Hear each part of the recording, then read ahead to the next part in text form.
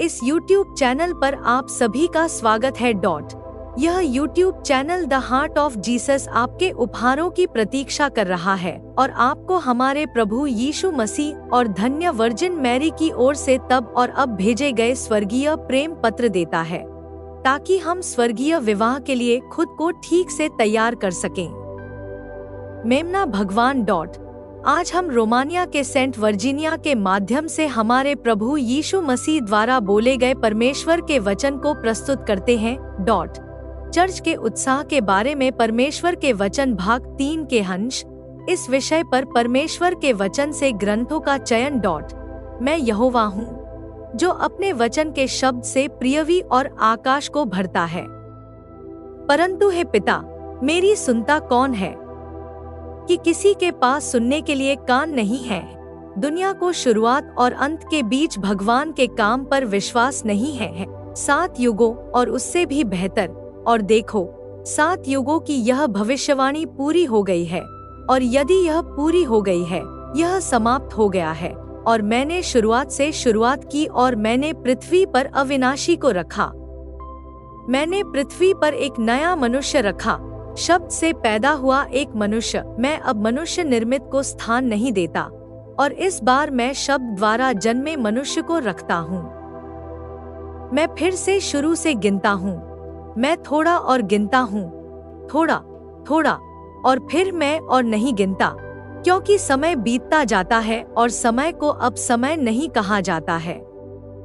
समय की गणना, मेरे बच्चों, स्वर्ग से मनुष्य के बाहर निकलने से शुरू हुई। और देखो, एक स्वर्ग का कानून है और दूसरा पृथ्वी पर मनुष्य का कानून है।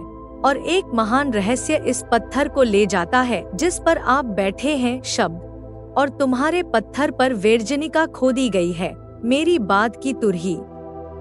वेर्जनिका तुम्हारी चट्टान है, और इस नींव ने मनुष्य के समय का अंत लिख दिया है। मेरे पुत्रों, स्वर्ग की तरह इसे समझना कठिन है, यहाँ तक कि आपके लिए भी इसे समझना कठिन है, क्योंकि आप अभी भी रास्ते पर हैं, और क्योंकि मैं अभी भी आने वाले दृश्य की ओर अपना रास्ता जारी रख रहा हूँ। स्वर्ग में, मेरे बेटों, वे इस तरह बात नहीं करते। आकाश के साथ एक और नियम है। यह स्वर्ग के उन लोगों के लिए स्वर्ग का नियम है जिन्होंने स्वर्ग की तरह अपनी आत्मा और शरीर को पुनः प्राप्त कर लिया है। यह गहरा रहस्य कठिन है, लेकिन हम इसके रास्ते पर हैं, मेरे बच्चों, और हम इसके अंत तक पहुँचेंगे, और यह प्रकट होगा, और शरीरों की मुक्ति का धर्म ग्रंथ प्रसिद्ध होगा। शाश्वत और अचल ईडन का धर्म ग्रंथ, क्योंकि ईडन उन लोगों की बाट जोह रहा है जिनके पास परमेश्वर की ओर से कुंजी है। तथास्तु। मेरे लोग जानते हैं, पापा, कि आज आपसे अच्छे से काम करने को कहा जाता है और वैसे भी नहीं। जानो मेरे बेटे कि आज तुम्हें बड़े प्रेम की आवश्यकता है कि तुम में परमेश्वर हो और तुम परमेश्वर को ओढ़ लो, कि वह समय आ रहा है कि मैं तुम्हें वचन देकर एक मेज रखूंगा कि पृथ्वी पर फिर भोजन न रहेगा। आदमी की तुम्हारे लिए वह करने का समय आ रहा है जो एलिया ने विधवा के आटे और तेल के साथ किया था, और तुम तेल और रोटी से समृद्ध हो जाओगे, क्योंकि संसार व्यर्थ के भुगतान में प्रवेश करेगा, और तब स्वर्गीय और पवित्र गेहूं पृथ्वी पर उगेगा, पवित्र धरती पर पवित्र गेहूं। हे इस्राएल, इकट्ठा हो जाओ। हे पिता, उस पवित्र भूमि पर जो मेरे सामने खड़ी होगी, जिसके ऊपर नया स्वर्ग होगा, और मेरी महिमा अब से 7 गुना अधिक उज्जवल होगी। पिताजी, मैं तुम्हें कहानियां नहीं सुनाता। ऐसा मत सोचो कि मैं तुम्हें परियों की कहानियां सुना रहा हूँ। बेटा, हमें पृथ्वी और उसमें मौजूद मृतकों को छुटकारा दिलाना है, और यह सब शुरुआत की तरह शब्द के द्वारा कार्य किया जाएगा। आरंभ में मैंने सब कुछ वचन के द्वारा किया, और अंत में वैसा ही हुआ। परंतु अंत में मनुष्य परमेश्वर की सारी महिमा देखेगा, और मुझसे उत्पन्न हुआ मनुष्य सब प्रकार से प्रेम से बढ़कर मेरे हाथ में होगा और मुझ में क्रीड़ा करेगा। हाथ क्योंकि मेरा हाथ अंत में उस मनुष्य के लिए शाश्वत प्रेम का पालना होगा जिसने मेरा वचन सुना, जो परमेश्वर पिता, पुत्र और पवित्र आत्मा की छवि और समानता के अनुसार एक नया मनुष्य बन गया। अंत के मेरे पुरुष में मेरी सारी महिमा विश्राम करेगी और यह महिमा परमेश्वर के प्रेम से रहित मनुष्य को दिखाई देगी। 3 जून 1995 से पवित्र सम्राट कॉन्स्टेंटाइन और एलेना की दावत पर भगवान के वचन से उद्धरण। इज़राइल, इज़राइल, इसका क्या मतलब है? एक शरीर? आपको जल्द ही इसका उत्तर देना होगा कि यह धर्म ग्रंथ क्या है। जो वेश्या के शरीर से लिपटा रहता है वह उसके साथ एक तन है, क्योंकि पवित्र शास्त्र कहता है वे दोनों एक तन होंगे। जो मसीह से जुड़ा रहता है वह मसीह के साथ एक शरीर है। आप और वह एक शरीर। मेरे लोगों, पहली बार वैराग्य आ रहा है धरती पर। जो मनुष्य शरीर में पाप नहीं करता वह पृथ्वी पर आता है। मसीह आ रहा है, वह आ रहा है। पुत्रों, वह आ रहा है। मैं प्रभु यीशु मसीह हूँ और हे मेरे लोगों, मैं तुम्हारे साथ एक तन बन गया हूँ। जो मेरे साथ एक तन है वह फिर पाप नहीं कर सकता। जो मेरे साथ एक तन नहीं है वह पाप करता है, वह पाप के साथ एक तन बनता है। एलिय्याह भविष्यवक्ता के शरीर में जोश था और इसीलिए उसकी वाणी और कर्म में इतनी शक्ति थी। हे इस्राएल, अपने शरीर से उत्तर पाने की खोज मत कर कि तेरी सांसें उड़ जाएं पाप की निंदा। शरीर तब तक पाप नहीं करता जब तक मन शरीर में पाप को जन्म नहीं देता। अपने मन को स्वर्ग बनाओ कि ईश्वर उसमें वास कर सके। अंत के पुत्र कि सारा स्वर्ग तुम्हारे भीतर और तुम्हारे माध्यम से पृथ्वी पर उतरे। स्वर्ग भी समाप्त हो जाता है जैसा लिखा है, और जब वह अपना निवास और प्रतीक्षा समाप्त कर लेगा तो वह तुम पर उतरेगा। पुस्तक इकट्ठी की जाएगी और अंत में तुम्हें दी जाएगी। परमेश्वर के पुत्र, मैं बादलों के साथ आता हूँ, ऐसा लिखा है। बादल भी मेरे साथ आते हैं और वे भी तुम्हारे ऊपर और तुम्हारे भीतर मेरे साथ रहते हैं।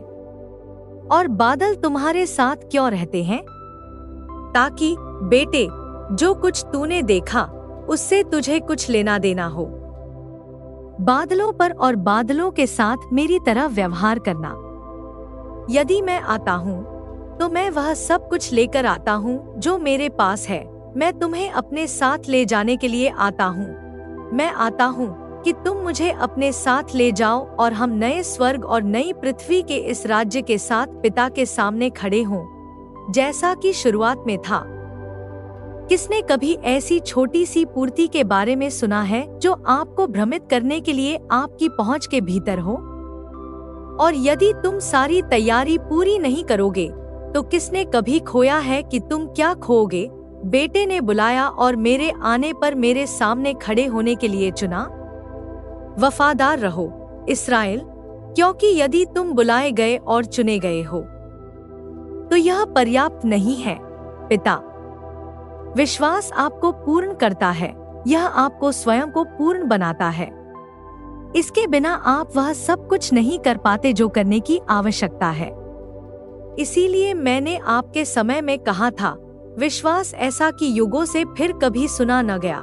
जो शुद्ध मन का हो और भाग न सके और मेरे संग रहना चाहे, उसे मैं अपने दूतों की सहायता से बचाऊंगा। परंतु जो मेरा ठट्ठा करेगा उसे मैं छोड़ दूंगा। एक ले लिया जाएगा और दूसरा छोड़ दिया जाएगा। ध्यान से देखो, क्योंकि यह भविष्यवाणी मेरे कार्य में दिखाई देती है। जो त्याग दिया जाएगा वह वही है जो मेरे कार्य को, अर्थात उस भूसी को जो मैंने तुम्हें इस समय दिया है, त्याग देगा। जिसे ले जाया जाएगा वह है जो मेरे और मेरे वचन के साथ उस स्थान पर चलता है जहां स्वर्ग और पृथ्वी उन लोगों की प्रतीक्षा करने के लिए एकजुट होते हैं जो रास्ता अच्छी तरह से पूरा करेंगे। जाओ इस्राएल, जाओ। हे पिता, मेरे साथ मार्ग पर चलो, भले ही तुम अपनी आंखों से मार्ग न देख सको, क्योंकि वह दिन आ रहा है जब संसार यह देखेगा कि तुम्हारे कदमों के नीचे मेरा मार्ग है। आपको इसे देखने की जरूरत नहीं है। अविश्वासी को इसे अवश्य देखना चाहिए। भविष्यवक्ता एलीशा ने अपनी आंखों से स्वर्गीय सेना को नहीं देखा, जो उसके लिए और उसके भागने के लिए युद्ध में तैयार थी, लेकिन उसने अपने शिष्य गेहजी को देखा। उसने रथों और स्वर्गीय सेना को देखा। उसने एलीशा के प्रभु से अनुरोध को देखा और शिष्य ने एलीशा को दिए विश्वास के वचन पर विश्वास किया। इस्राएल के परमेश्वर यहोवा ने अपनी प्रजा से बातें की। आमीन, आमीन, आमीन। 2 अगस्त 1995 से पवित्र भविष्यवक्ता एलियाह के पर्व पर परमेश्वर के वचन से उद्धरण। यहीं पर आज का कार्यक्रम समाप्त होता है। भगवान आपको आशीर्वाद दे और आपको अपने सबसे पवित्र हृदय के करीब रखें। तथास्तु।